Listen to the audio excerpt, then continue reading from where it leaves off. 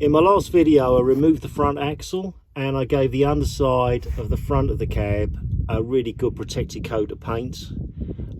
Now while the axle is still out, this gives me the opportunity to connect all of the mass of cables and rods that go from the engine in the back to the controls at the front, to reconnect all those while I've got plenty of space to work. First job is to work on the clutch, and I've noticed that I've got a massive amount of play here. Apparently my Facebook friends tell me that there's a bush in here on the clutch pedal, so I'm going to remove this, replace the bush and reassemble it. So as it turns out, this part is no longer available, so I'm hunting around my workshop for various bushes that I've got lying around that maybe I could just cut down and modify, possibly this one, that will serve the purpose. It's not an engine part, so in terms of the tolerances on this I'm not that concerned, as long as I've got something that's reasonably free and takes the slack out of the movement of the pedal. That'll be fine. The other thing that I've noticed is on this lever, which the cable attaches to, that's got a significant amount of wear on it, so I'm going to weld up that hole and then re-drill it, so I've got, you know, a bit more fat on this edge here.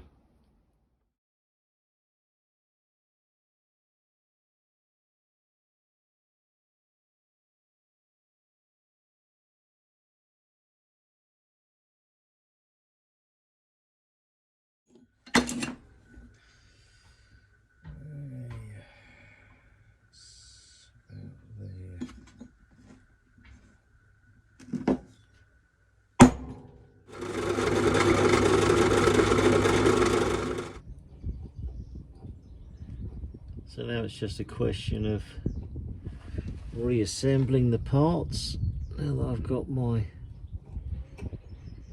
new bushes. There we go. Oh, and that's a lot better. Look at that. There's no movement in there at all now. Fantastic. So the next thing to do is to connect the lever to the cable. There's a new clip that I bought that goes in through there. It clips down. And now I'm going to loosen the clutch cable at the other end to give me enough room to fit this on the end there. So down to the back. Right, so I'm under the bus at the back, and this is the clutch cable, and at the end of there's a wing nut, so I'm going to loosen the wing nut off, and that will give me enough slack to get the lever on the pivot at the other end of the bus up the front. And that's it, job done. Clutch is in and working, it's fine, it's quite free. Probably need a little bit of adjustment once I've finished and got the engine running, but next thing is to get the gear linkage in and a new gear stick. So you select the gears on a splitty via 3 rods. The first rod is a long rod that goes between the gearbox and just behind the axle. That in my bus is still on there at the moment. The second rod is this one, and that takes that from under the axle through to the third rod, which is the gear stick, which will sit on there. They're connected by couplers, so that's the coupler that I need to fit first at the back of the bus. Then this red one goes on here, and then there is a small bush that fits in the end of this rod, which fits onto a pin that holds that stable and allows you to do your gear selection. So the first thing I'm actually going to do is to fit this bush on this rod and then get out to the bus. And that's a bit of a mess. completely shot, that one, I'd say. Go with a clean up, get the new one in. And this should just push in.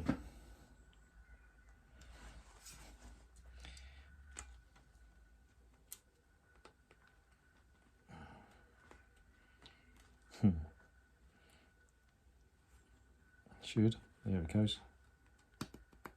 Lovely. Nice.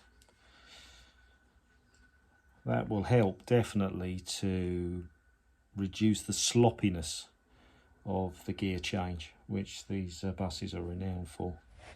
Okay, well there's the old bush in there now. It looks a bit of a mess. They've got different size screws and wow, I don't know if you can see that, but there is a massive amount of play between each half of the bush. So that would have definitely contributed to sloppy gear change.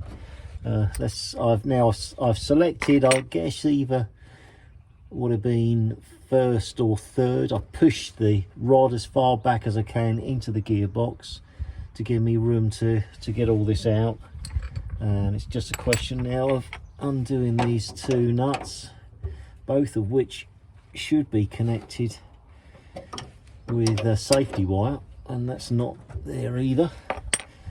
So just by loosening these off, or actually I'll take them right out, I should be able to go to the front of the bus now and pull out, or pull the rod free, and just drop this coupler out. There we go, it's coming. So the rear coupler went on fairly easily, quite straightforward. Now I'm up the front, and I'm just about to put the front rod on.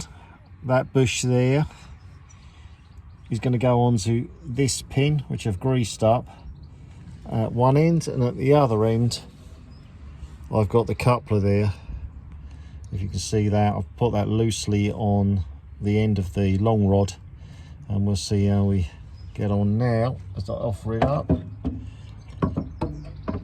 and go onto the pin, if I can find it. There we are. Oh, that's nice. That went on lovely. And at the back, yep, that's gone in as well. Super. So I'll just tighten this end up, put some safety wire across there, and then I'm in the cab to connect up the gear stick. So I can now see the rod through the floor. So the plan is to fill that, or put some grease around that, then put this plate over.